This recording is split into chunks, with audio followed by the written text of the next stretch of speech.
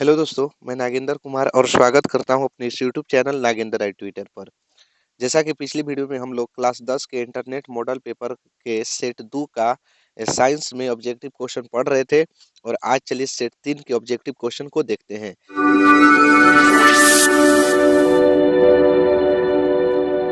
जैसा कि यहाँ देख सकते हैं, पहला क्वेश्चन है ना कि CO2 क्या है। तो CO2 जो है वो एक अम्लीय है। क्या है जी? अम्लीय। क्यों अम्लीय अब कह रहे हैं? कार्बन डाइऑक्साइड को क्यों अम्लीय? ये अम्लीय गैस होता है। इस क्यों कह रहे हैं? क्योंकि कार्बन डाइऑक्साइड से बनता है कार्बोनिल अम्ल। कार्बोनिक होता है जी, कार्बोनिक अम्ल बनता है। ठीक है, तो इसलिए कौन सा गैस है? अम्लीय है। ऑप्शन नंबर क्या हो जाएगा? ए हो जाएगा। चलिए आगे देखते हैं। अगला क्वेश्चन है कि अधातु के ऑक्साइड। अभी देखिए, कार्बन डाइ क्या है? यहाँ से सॉरी, कार्बन क्या है? अधातु है। ऑक्सीजन क्या है? अधातु है। तो यानी कार्बन डाइऑक्साइड हुआ ना, तो उसी प्रकार है अधातु के ऑक्साइड प्राय होते हैं। तो अभी क्या बताए? अम्लीय। क्योंकि कार्बन कार्बन है ना, तो यह धातु है। और ऑक्साइड माने ऑक्सीजन जिसके साथ हो, तो कार्बन के साथ साथ है तो कार्बन डाइऑक्साइड हो गया। तो क्या होगा? अम्लीय। जैसे सल्फर डाइऑक्साइड, सल्फर डाइऑक्साइड क्या है? अम्लीय है। ठीक। आगे देखिए, अगला क्वेश्चन है कि कॉपर पायराइट, पावराइट लिखा है, पायराइट होता है। CuFeS2 अयस्क है। तो कॉपर है, तो कॉपर माने होता है तांबा। कॉपर का मतलब क्या होता है? तांबा होता है। तो किसका अयस्क हो जाएगा? तांबा के। चलिए आगे देखिए, अगला क्वेश्चन है ना कि विद्युत अपघटन में ऑक्सीकरण होता है। तो विद्युत अपघटन में ऑक्सीकरण जो होता है वो होता है एनोड पर। कहाँ होता है जी? एनोड पर। और इसका ऑप्शन नंबर क्या हो जाएगा? इसका ऑप्शन नंबर ए देख सकते हैं। ठीक है, ऑप्शन नंबर ए, 4 के ए। आगे देखिए, अगला है कि निम्नलिखित में कौन संतृप्त हाइड्रोकार्बन है? तो संतृप्त हाइड्रोकार्बन को एल्केन कहते हैं। संतृप्त हाइड्रोकार्बन को क्या कहते हैं? एल्केन। अब भैया, एल्केन का सूत्र होता है CnH2n+2 होता है। कहने का मतलब है ना, कार्बन जितना रहेगा ना उससे दोगुना से दो ज्यादा हाइड्रोजन रहेगा। देखिए, दुगना से दो ज्यादा होगा, वो संतृप्त होता है। तो देखिए, दुगना से दो ज्यादा कौन है इसमें? तो ये तो छः छः है, दुगना से ज्यादा दो ज्यादा नहीं है। ये दो दो है तो दुगना से दो ज्यादा नहीं है। सात सात है तो दुगना से दो ज्यादा नहीं। देखिए, यही ना दुगना से दो ज्यादा है। चार के दुगना तो चार दूनी आठ, आठ दो 10। तो चार के दुगना से दो अधिक, तो यही संतृप्त है। वैसे इसका नाम ब्यूटेन है। आगे देखिए, अगला क्वेश्चन है हीरा एवं ग्रेफाइट क्या है? तो हीरा एवं ग्रेफाइट कार्बन के अपरूप होते हैं। कार्बन के दो अपरूप होते हैं। ठीक है, दो अपरूप के नाम लिखने के लिए भी देता है, तो हीरा और ग्रेफाइट मारिएगा। आगे देखिए, अगला क्वेश्चन है ना, अल्कोहल का सामान्य सूत्र क्या होता है? तो अल्कोहल का सामान्य सूत्र CnH2n+1 इन इंटू OH होता है। तो अब देखिए, यहाँ थोड़ा सा गलती दिया है, एक नीचे देना चाहिए था बकलोलवा को, ये दे दिया है ऊपर। पगलेठे है एकदम। तो इसका ऑप्शन नंबर क्या होगा? ये होगा CnH2n+1। इसे 10 लग रहा है देखने में। CnH2n+1 और OH होगा। ठीक, ऑप्शन नंबर ए होता है। निम्नलिखित में कौन सहसंयोजी यौगिक है? तो सहसंयोजी यौगिक किसे कहते हैं? जिसमें केवल अधातु ही हो, धातु नहीं हो, सहसंयोजी। और आयनिक यौगिक किसे कहते हैं? जेकरा में धातु और अधातु दोनों हो। तो देखिए, सहसंयोजी यौगिक जेकरा में केवल अधातु है, तो इसका ऑप्शन नंबर ए हो जाएगा। क्योंकि कार्बन भी अधातु है और हाइड्रोजन भी अधातु है। तो कार्बन और हाइड्रोजन दोनों अधातु है। अब इसमें देखिए ना, सोडियम धातु है, क्लोरीन अधातु है। तो इसको थोड़े कहेंगे। कैल्शियम धातु है, क्लोरीन अधातु है। सोडियम धातु है, ऑक्सीजन अधातु है। तो केवल अधातु से मिलकर बनने वाले बंध को सहसंयोजी यौगिक कहते हैं, चाहे सहसंयोजी का बंध कहते हैं। कार्बन क्या है? अगला क्वेश्चन है, कार्बन क्या है? तो कार्बन अधातु है। आगे देखिए, अगला है विश्राम की अवस्था में मनुष्य का हृदय 1 मिनट में कितने बार धड़कता है? तो विश्राम की अवस्था में मनुष्य के जो हृदय का धड़कन है 1 मिनट में 72 बार धड़कता है। ठीक, आगे देखिए, अगला है कि मनुष्य में प्रमुख उत्सर्जी अंग कौन है? तो उत्सर्जी का मतलब उत्सर्जन करने वाला अंग। तो सबसे प्रमुख उत्सर्जी अंग है वृक्क, किडनी। ठीक है, इसको इंग्लिश में कहते हैं किडनी। किडनी, KI होता है, DNEY, किडनी। आगे देखिए, अगला है प्रकाश संश्लेषण के लिए निम्न में से कौन से कच्चे पदार्थ की आवश्यकता नहीं होती? तो प्रकाश संश्लेषण के लिए ऑक्सीजन नहीं चाहिए। ठीक है, इसका आंसर हो जाएगा ऑक्सीजन। आगे देखिए, अगला है कि शरीर में सबसे छोटी रक्त वाहिनी है। तो शरीर में सबसे छोटी रक्त वाहिनी जो होता है वो होता है वेना केव। ठीक है, एक नस का नाम है वेना केव। आगे देखिए, अगला है कि अधिकतर पादप नियंत्रक उत्पन्न होते हैं। तो अधिकतम पादप नियंत्रक उत्पन्न होते हैं बढ़ते तने के अग्रभाग से भी होगा, बढ़ती जड़ के यानी कि तना के भी आगे से। देखिए, पौधा में क्या होता है? तना भी बढ़ता है, जड़ भी बढ़ता है, तो दोनों ना होगा, तो इसलिए इसका आंसर होगा ए और बी दोनों, ऑप्शन नंबर डी। आगे देखिए अगला क्वेश्चन में है ना कि पुष्पी पौधों में लैंगिक जनन किसके द्वारा होता है। सब कोई जानते हैं कि फूल द्वारा होता है, कई बार भी बताया है। देखिए पुष्प में का इसे बना है ना चित्र, ठीक है, पुष्प में यहाँ अंडाशय होता है, इस तरह से बनाए होंगे, याद याद कीजिए, ठीक है। तो कहाँ से होता है, फूल द्वारा होता है, पुष्प द्वारा, फूल द्वारा, ऑप्शन नंबर सी। आगे देखिए फूल का कौन सा भाग फल बनता है। तो फूल का जो अंडाशय जो होता है ना, इससे जो वर्तिकाग्र से जुड़ा होता है, ठीक है, यह सब वर्तिका, ठीक, ये जो फूल का अंडाशय होता है, यही अंडाशय, यही फल बनता है, यही क्या बनता है, फल। तो कौन बनता है, अंडाशय, कौन बनता है, अंडाशय, ठीक। आगे देखिए अगला क्वेश्चन है कि मानव में मादा में निषेचन कहाँ होता है। तो फिलोपियन नलिका में होता है।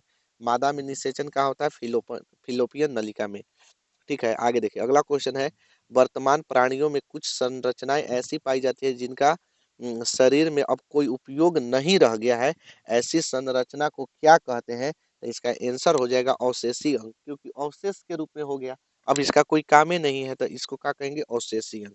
आगे देखिए अगला क्वेश्चन है कि कौन सा वैज्ञानिक मेंडल के नियमों की पुनः खोज से संबंधित है। तो इसका आंसर हो जाएगा सर्मक, कौन हो जाएगा जी, सर्मक, ठीक है। मेंडल के पुनः नियम का खोज किसने किया था, सर्मक किया था। आगे देखिए अगला है, आगे है कि जिन शब्द किसने प्रस्तुत किया था। तो जिन शब्द का जो प्रस्तुत किया था उनका नाम है जॉनसन, जिन से जॉनसन, जिन से जॉनसन, ठीक है। जिन शब्द किसने प्रयुक्त किया था, जॉनसन ने। आगे है कि CFC है, तो CFC chlorofluorocarbon, chlorofluorocarbon, chlorofluorocarbon, option number A. आगे देखिए अगला क्वेश्चन है कि कॉलीफॉर्म, कॉलीफॉर्म क्या है। तो कॉलीफॉर्म जो है ना, वो क्या है जी, जीवाणु है, ठीक है, बैक्टीरिया है, क्या है, बैक्टीरिया, ऑप्शन नंबर बी। आगे देखिए अगला है कि चिपको आंदोलन किस वर्ष में प्रारंभ हुआ था। तो चिपको आंदोलन जो प्रारंभ हुआ था 1970 ईस्वी में प्रारंभ हुआ था, इसका ऑप्शन नंबर हो जाएगा ए, ठीक है। चिपको आंदोलन 1970। अब यहाँ देखिए ध्यान दीजिएगा इस क्वेश्चन पर, क्वेश्चन में क्या कह रहा है ना कि समतल दर्पण एमएन पर एक ए बी एक आपतित किरण है, ए बी एक क्या है, आपतित किरण है। तो आपतन कोण का मान, तो भैया आपतन कोण कब होता है, जब अभिलंब यहाँ से डालेंगे तब ना, यहाँ से अभिलंब, ये तो परावर्तन कोण हो गया, यही ना, यहाँ से यहाँ तक आपतन, सॉरी, इसको केवल कहते हैं आपतन कोण, ध्यान दीजिएगा, इसको केवल आपतन कोण कहते हैं, इसको केवल आपतन कोण कहते हैं, इसको आई कहते हैं। तो जब ये 40 डिग्री है, तो ई कितना, आई का मान कितना होगा। तो यहाँ से यहाँ तक 90 डिग्री होगा, आप बताइए, यहाँ से क्योंकि ये जो होता है अभिलंब, वो 90 डिग्री पर होता है, तो ये 90 डिग्री होगा ना, ये पहले से 40 डिग्री है, तो ये 50 डिग्री होगा। 50 और 40 तभी ना 90, अरे ये पहले से 40 है, तो ये 50 से ना होगा, तभी ना दोनों मिला के 90। अब इधर से भी दोनों मिला के 90, ठीक है। तो जब ई 40 डिग्री है, यहाँ से यहाँ तक 40, तो ई जो होता है आई होता है, तो आई कितना होगा, 50, 50 और 40 90, ऑप्शन नंबर बी होगा इसका आंसर। आगे देखिए अगला क्वेश्चन है कि मोटर गाड़ियों के चालक के सामने कौन सा दर्पण लगा रहता है। तो मोटर गाड़ियों के चालक के सामने जो दर्पण लगा रहता है, उत्तल लगा रहता है, ठीक है, साइडवा में, साइड मिरर। आगे देखिए अगला है कि वास्तविक प्रतिबिंब को प्राप्त किया जा सकता है जबकि काल्पनिक प्रतिबिंब को प्राप्त नहीं किया जा सकता है, इसका कारण क्या है। तो यही कहिएगा कि वास्तविक प्रतिबिंब वास्तव में प्रकाश ऊर्जा पहुंचाती है, जबकि काल्पनिक प्रतिबिंब नहीं पहुंचाती है, तो इसका ऑप्शन नंबर हो जाएगा ए।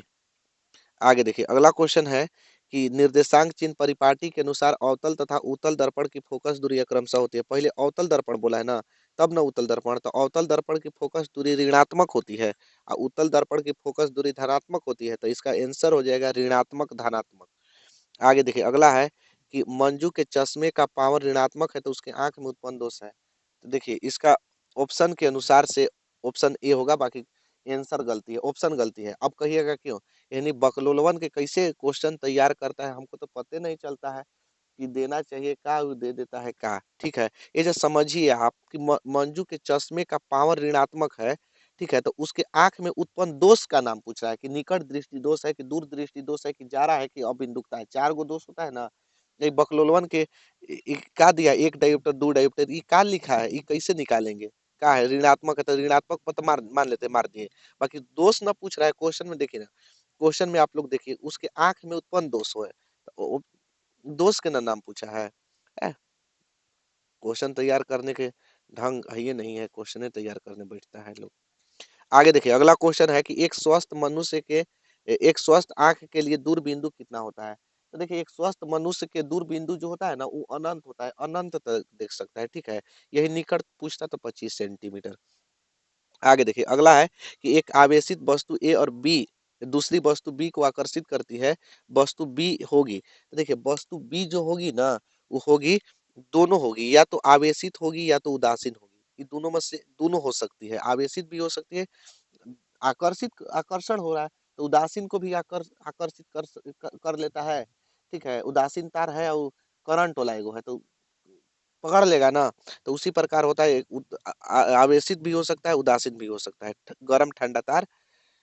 आगे देखिए, अगला है कि स्वतंत्र धन आवेश विद्युत क्षेत्र में गति करता है। तो स्वतंत्र तार जो होता है विद्युत क्षेत्र में निम्न विभव से विद्युत धारा विद्युत क्षेत्र की ओर करता है, निम्न विभव के विद्युत क्षेत्र की ओर, ठीक। आगे देखिए, अगला क्वेश्चन है कि 100 वाट से 220, सॉरी 100 वाट से यहाँ वोल्ट लिखना चाहिए, बकल यह से कहते हैं कि लइकन के भविष्य के सवाल होता है तो एजा इतना गड़बड़ाएगा ना कि हम का बताएं आप लोग के। 100 वाट से 220 वोल्ट, डब्लू नहीं है, वोल्ट है।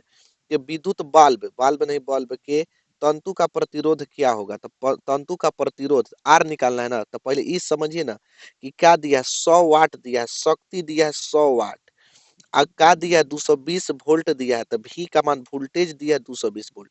हमारा आर निकालना है, आर बराबर वाट। तो देखिए, एक फॉर्मूला होता है कि पी बराबर वी स्क्वायर बटे आर, पता हो चाहे नहीं हो, समझ लीजिए। अगर आर का मान निकालेंगे तो वी स्क्वायर बटे पी हो जाएगा, पी को यहाँ ले आ दिए और आर को यहाँ ले गए, ठीक। चलिए आगे देखिए, अब भी का मान बैठा देंगे, भी का मान कितना है 220, तो दो हाली भी स्क्वायर है तो 220 गुणे 220। अब पी है ना, तो पी के मानवा कितना, तो पी के मानवा कहिएगा कि 100 वाट है तो 100 लिख दी, दो गो जीरो से दो गो जीरो कट गया, 22 में 22 से गुणा करेंगे तो 484 ओम, ठीक है। इसका आंसर हो जाएगा ऑप्शन नंबर बी, 484 ओम। आगे देखिए, अगला है कि आवेश का एसआई मात्रक होता है। तो आवेश का एसआई मात्रक होता है, वो होता है कूलम। आवेश का एसआई मात्रक कूलम। आगे देखिए, अगला क्वेश्चन है कि डायनेमो में क्या करता है। तो डायनेमो जो होता है वो डायनेमो विद्युत ऊर्जा को विद्युत ऊर्जा ऊर्जा को यांत्रिक ऊर्जा में, सॉरी डायनेमो है ना, यांत्रिक ऊर्जा को विद्युत ऊर्जा में बदलता है, ठीक है। मोटर यांत्रिक विद्युत ऊर्जा को यांत्रिक में बदलता है, ये यांत्रिक ऊर्जा को, अरे जनित्रवा के बारे में कह रहा है।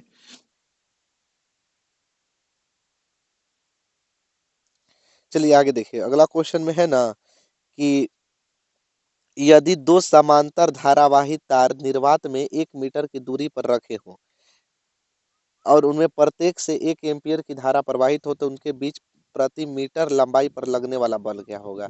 देखिए भैया, ये आप लोग की किताब के क्वेश्चन नहीं है, ये 12वां क्लास के किताब के क्वेश्चन है, ये गलती से दे दिया इसमें। तो हम बता देते हैं, ठीक है। ये मत सोचिएगा कि ना बताएंगे, बता देते हैं, ठीक है। ये मत कहिएगा कि नहीं बताते हैं। चलिए हम यहाँ से देखिएगा, यदि दो समांतर धारावाही तार निर्वात में कई मीटर की दूरी पर रखल है, 1 मीटर, तो लंबाई ना 1 मीटर होगा, बोलिए लंबाई कितना हो जाएगा, 1 मीटर दूरी पर रखे हो और उनमें प्रत्येक से कई गो समान कई गो धारावाही तार है, दो गो है, प्रत्येक से यानी पहिलको से दूसरको से 1 एम्पियर की धारा प्रवाहित होती है। तो पहिलका के आई वन बराबर मान लेते हैं, बढ़िया से लिखते हैं, I1 बराबर 1 एम्पियर, मैंने धारा को मान लिए, धारा को वाई से मानते हैं ना, और I2 बराबर भी मान लिए 1 एम्पियर। अब उनके बीच प्रति मीटर लंबाई पर लगने वाला बल यानी फोर्स ज्ञात करना है, एफ ज्ञात करना है। एगो चीज पता है का नहीं दिया है, वो प्रतिरोध नहीं दिया है, 1 ओम लिखने के लिए भूला गया है, ठीक है। तो इसलिए आर बराबर 1 ओम लिख लीजिएगा, क्योंकि फार्मूला जो होता है ना उसमें यहाँ रेजिस्टेंस यानी प्रतिरोध देता है। एक और बात, एक मान होता है म्यू बटा में 2 पाई का मान होता है 2 × 10⁻⁻7, ठीक है। इतना होता है म्यू बटा 2 पाई का मान। अब कुछ नहीं करना है, फार्मूला लगा रहे हैं, ठीक है। क्या क्या करना है, फार्मूला लगा देना है। फार्मूला का होता है वो होता है एफ बटा में एल बराबर म्यू नॉट बटा में टू पाई पाई बढ़िया नहीं लिखाया है, pi into I1 into I2 बटा में आर, यही होता है फॉर्मूला। अब सब का मान बैठाएंगे, एफ के एफ बटा में एल है ना, तो एल का मान 1 मीटर है तो 1 बैठा दिए, बराबर म्यू नॉट बटे 2 पाई का मान है 2 × 10⁻⁷। ठीक, I1 I2 का मान है, एकक एम्पियर है, तो 1 × 1, क्योंकि I1 I2 का मान देख लीजिए। अब बटा में फिर आर है ना, आर कितना बताए, 1 ओम बताए, क्योंकि देखिए आर का मान यहाँ छोड़ दिया, इसमें लिखने के लिए भूल गया है। तो अब एफ बराबर, एफ में 1 से गुणा करेंगे, एफ एक में इस सब से गुणा करेंगे ना, तो इतना ही हो जाएगा, 2 × 10⁻⁷। और बल को किससे सूचित करते हैं, न्यूटन से सूचित करते हैं, जिसका ऑप्शन नंबर हो जाएगा सी।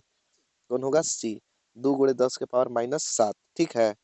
आगे देखिए अगला है कि विद्युत मोटर बदलता है, तो विद्युत मोटर क्या विद्युत ऊर्जा को यांत्रिक ऊर्जा में बदलता है, इसका ऑप्शन नंबर हो जाएगा बी।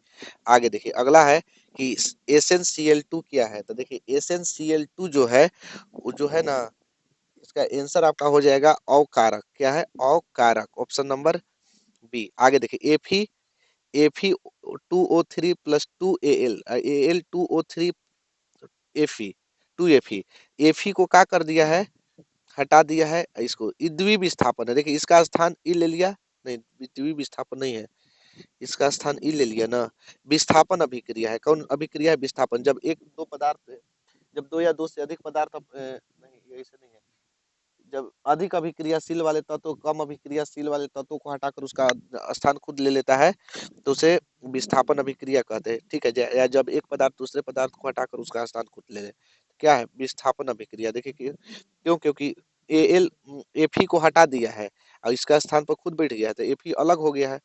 आगे देखिए अगला क्वेश्चन में है कि प्लास्टर ऑफ पेरिस का जमना किसके कारण है, तो प्लास्टर ऑफ पेरिस का जमना जो है जलांशन के कारण होता है। किसके कारण होता है, जलांशन के कारण।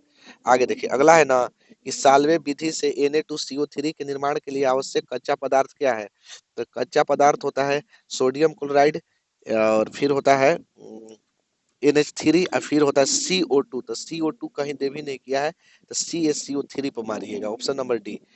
चलिए अगला क्वेश्चन को देखते हैं। अगला क्वेश्चन में है ना कि निम्न में से कौन अंतःस्रावी और बाह्य स्रावी ग्रंथि जैसा कार्य नहीं करता है, तो इसका आपका आंसर हो जाएगा, इसका आंसर हो जाएगा पीयूष ग्रंथि। पीयूष ग्रंथि को मास्टर ग्रंथि भी कहते हैं। ये अंतःस्रावी और बाह्य स्रावी ग्रंथि जैसा कार्य नहीं करता है। आगे देखिए अगला क्वेश्चन में है कि निम्न में से कौन सा अंग संवेदी ग्राही नहीं है, तो संवेदन ग्राही नहीं है हमारा दिमाग। ठीक है, ठीक, इसका ऑप्शन नंबर हो जाएगा डी। आगे देखिए अगला है कि समजात अंगों का उदाहरण है, तो हमारा हाथ और कुत्ते का अग्रपादी भी ठीक है, हमारे दांत और हाथी के दांत भी ठीक है, आलू घास की ऊपरी भूसतारी, यानी सब में हो जाएगा उपयुक्त, सभी में। आगे देखिए अगला है कि कौन सा अभिलक्षण वंशागत नहीं है, तो शरीर के आकार जो है ना उस वंशागत नहीं है। आगे देखिए अगला क्वेश्चन है कि निम्न में से कौन आहार श्रृंखला का निर्माण करता है, तो आहार श्रृंखला का निर्माण करेगा घास, बकरी तथा मानव। घास को बकरी खा जाएगा, बकरी को मानव खा जाएगा, ऑप्शन नंबर बी।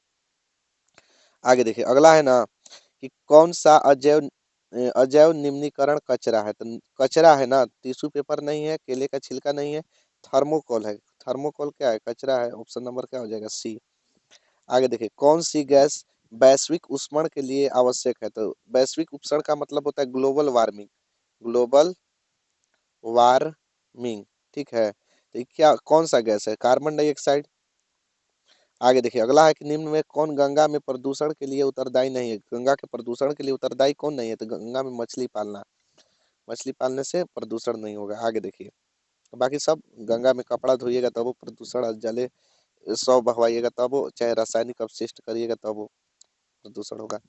आगे क्वेश्चन है सामान्य नेत्र के लिए, सामान्य नेत्र के लिए स्पष्ट दृष्टि की न्यूनतम दूरी, दर्शन की न्यूनतम दूरी चाहे दृष्टि की न्यूनतम दूरी कितना होता है, तो 25 सेंटीमीटर होता है। देखिए ऑप्शन में गड़बड़ाइएगा मत, नहीं ना कि 25 मीटर मार दीजिएगा और कहता हम बहुत है मार दिली हो, कोई पूछेगा दोस्त यार की कौन में मरले है, मार लेंगे 25 में, तो 25 कौन में 25, तो कहेगा कि ऑप्शन नंबर ए में, तो देख यहाँ ऑप्शन नंबर का दिखाई दे रहा है मीटर, तो 25 सेंटीमीटर ना होता है, तो फिर पछताना पड़ेगा, ठीक है।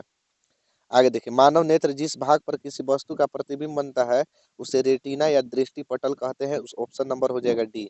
आगे देखिए, अगला है कि मानव नेत्र में किस प्रकार का लेंस पाया जाता है, तो मानव नेत्र में उत्तल लेंस पाया जाता है, ऑप्शन नंबर ए। आगे देखिए, अगला है कि अभिनेत्र लेंस की फोकस दूरी में परिवर्तित किया जाता है, तो अभिनेत्र लेंस की फोकस दूरी परिवर्तित किया जाता है पक्षमाभी द्वारा, किसके द्वारा, पक्षमाभी। आगे देखिए, अगला है कि एक एंगस्ट्रम का मान होता है, तो एक एंगस्ट्रम का मान होता है 10 के पावर -10 मीटर, ठीक है, माइनस है, देखिए थोड़ा सा छोटा में दिखाई दे रहा होगा। आगे देखिए, अगला है कि दृश्य प्रकाश में किस वर्ण का तरंगदैर्घ्य अधिकतम होता है, तो लाल रंग का तरंगदैर्घ्य सबसे अधिक होता है। आगे देखिए, अगला है कि निकट दृष्टि दोष का निवारण किस लेंस से किया जाता है, निकट आ गया ना, तो बताए थे ट्रिक 2 है तो 3, 3 है तो 4, तो 3 अक्षर के है तो 4 अक्षर पर मारिए, तो निकट है तो अवतल, यानी ऑप्शन नंबर बी। आगे देखिए, अगला है स्पेक्ट्रम प्राप्त करने के लिए किसका उपयोग किया जाता है, तो स्पेक्ट्रम प्राप्त करने के लिए प्रिज्म का उपयोग किया जाता है, ऑप्शन नंबर डी। आगे है कि जो नेत्र निकट स्थित वस्तु को साफ नहीं देख सकता उस नेत्र में होता है, तो निकट नहीं देख देख सकता यानी दूर देख सकता है, तो जो दिखाई देता है वही दोष होता है, तो दूर दृष्टि दोष होगा, ऑप्शन नंबर ए। आगे देखिए, अगला क्वेश्चन में है श्वेत प्रकाश कितने रंगों के मेल से बना होता है, 7 रंगों के मेल से बना होता है, बैजानी, हपीनाला, बैगनी, जामुनी, नीला, हरा, नारंग, कैसे नीला, हरा, पीला, गुलाब, कैसे नारंगी, लाल, पता नहीं, बैजानी, हपीनाला, ठीक, इंग्लिश में 5 गोर। आगे देखिए, सामान्य आंख के लिए दूर बिंदु क्या होता है, तो सामान्य आंख के लिए दूर बिंदु अनंत होता है।